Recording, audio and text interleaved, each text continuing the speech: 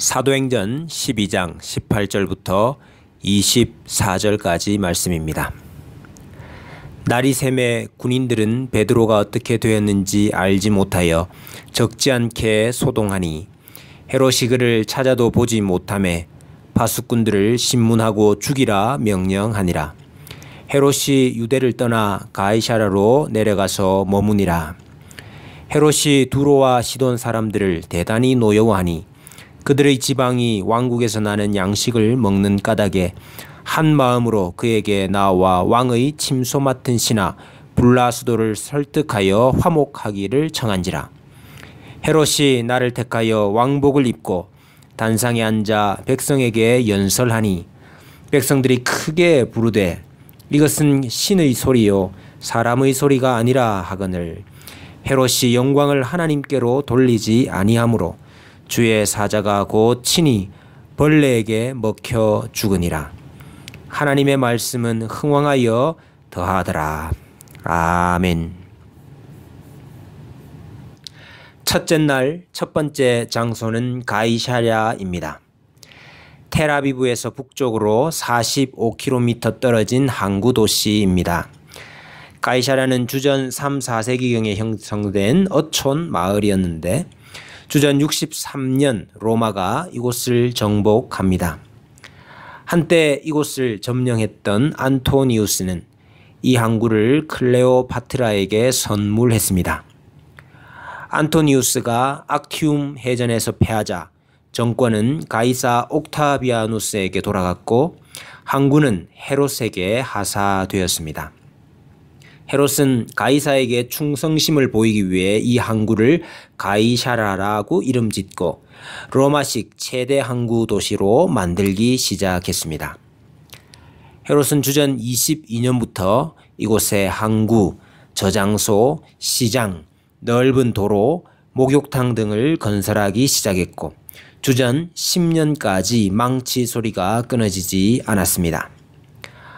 아우구스티누스를 위한 신전을 세웠고 헤롯 궁과 로마 총독의 관저도 지었습니다.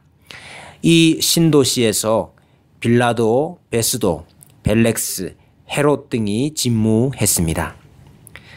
가이사랴에는 샘이 없었기 때문에 인구 10만 명이 마실 물을 공급하는 일이 중요했습니다. 이 헤롯은 갈멜산에서부터 가이사랴까지 연결되는 16km의 도수교를 건설했습니다. 이는 최첨단 건축 기술을 요하는 작업이었습니다. 건축광 헤롯의 야심을 읽을 수 있습니다. 헤롯은 야고보의 목을 베고 베드로까지 죽이려고 잡아 가두었지만 실패합니다.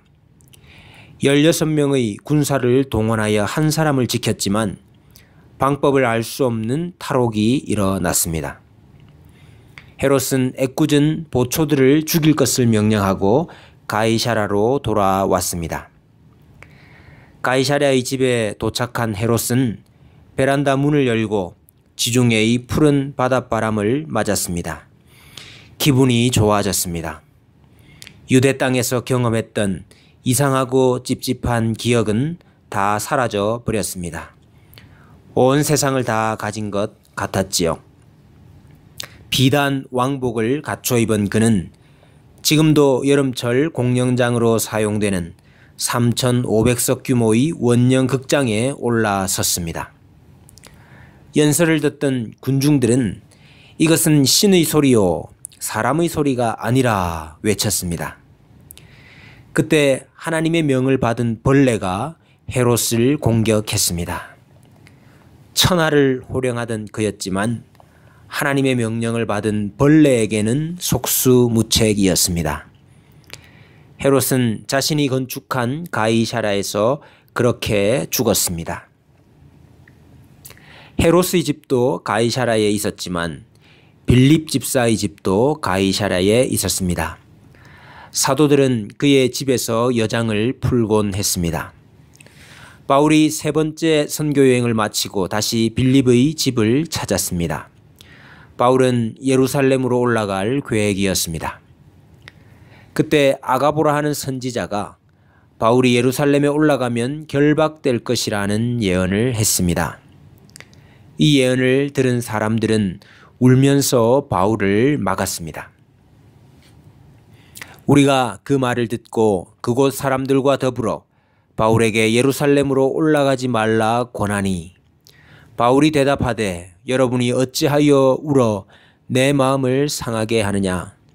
나는 주 예수의 이름을 위하여 결박당할 뿐 아니라 예루살렘에서 죽을 것도 각오하였노라 하니, 그가 권함을 받지 아니하므로 우리가 주의 뜻대로 이루어지이다 하고 그쳤노라. 예루살렘에서 죽기를 각오한 바울은 예언대로 유대인 폭도들의 손에 사로잡혀 죽을 위기에 처합니다. 바울을 죽이기 전에는 먹지도 마시지도 않기로 맹세한 자들이 40여 명이나 되었습니다. 그러나 하나님은 로마의 한 천부장을 통해 바울을 건져내시고 밤 사경을 틈타 바울을 가이사라로 이송합니다. 유대인에게 사로잡혔던 바울은 이제 로마인에게 사로잡혀 가이사라로 돌아온 것입니다. 바울은 헤롯이 지어놓았던 궁에 머물며 벨렉스와 베스도, 헤롯 아그리파 2세에게 복음을 전했습니다. 로마도 보아야 하리라는 하나님의 비전을 품은 바울은 가이사라에서 로마의 네로 황제에게 상소합니다. 그리하여 로마로 이송된 바울은 그곳에서 순교하기까지 복음을 전했습니다. 헤롯의 짧은 인생은 벌레에게 먹혀 끝이 났습니다만, 바울이 전했던 하나님의 말씀은 흥왕하여 지금도 더하고 있습니다. 우리는 가이사랴에 심겨져 있는 에셀나무를 보았습니다. 아브라함은 부엘세바에서 에셀나무를 심고 영원하신 여호와의 이름을 불렀었습니다. 그렇습니다. 하나님은 영원하십니다. 초현대식 건물들을 자랑하던 가이사랴는 잠깐 있다 사라졌습니다. 이제는 겨우 형체를 유추해 볼 수 있는 돌멩이들만 남아있을 뿐입니다. 하지만 영존하시는 하나님 앞에서 남아있는 것이 있습니다. 바로 마지막 심판입니다. 그곳에서 살았던 영혼들은 마지막 부활의 심판을 기다리고 있습니다. 무덤 속에 있는 자가 다 그의 음성을 들을 때가 오나니, 선한 일을 행한 자는 생명의 부활로, 악한 일을 행한 자는 심판의 부활로 나오리라. 잠깐인 우리 인생을 사는 두 가지 방식이 있습니다.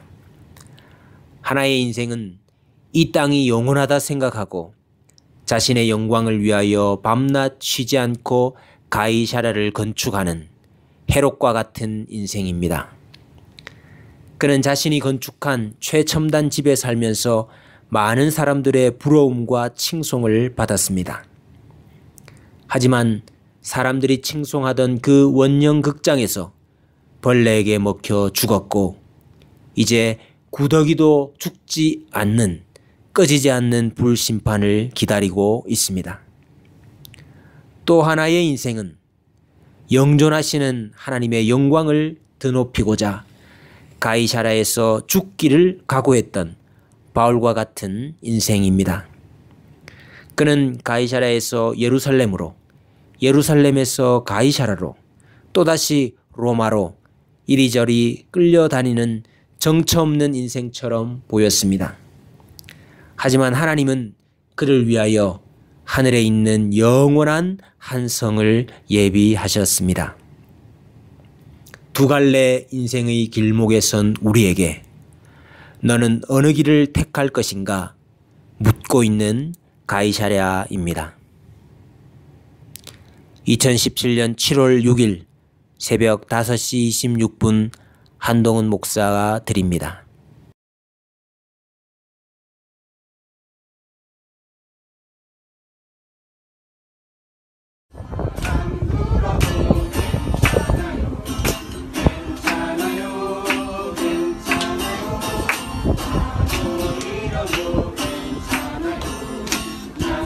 괜찮아요.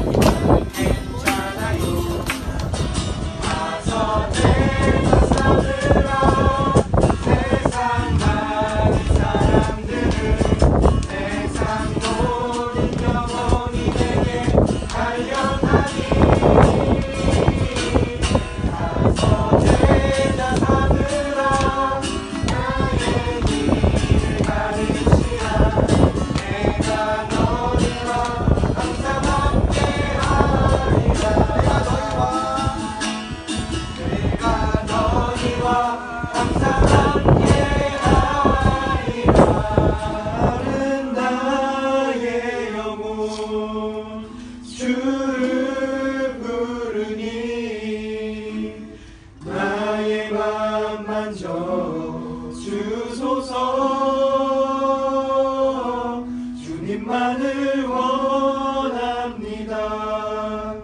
더 원합니다. 나의 맘 만져 주소. 주님만을 원합니다.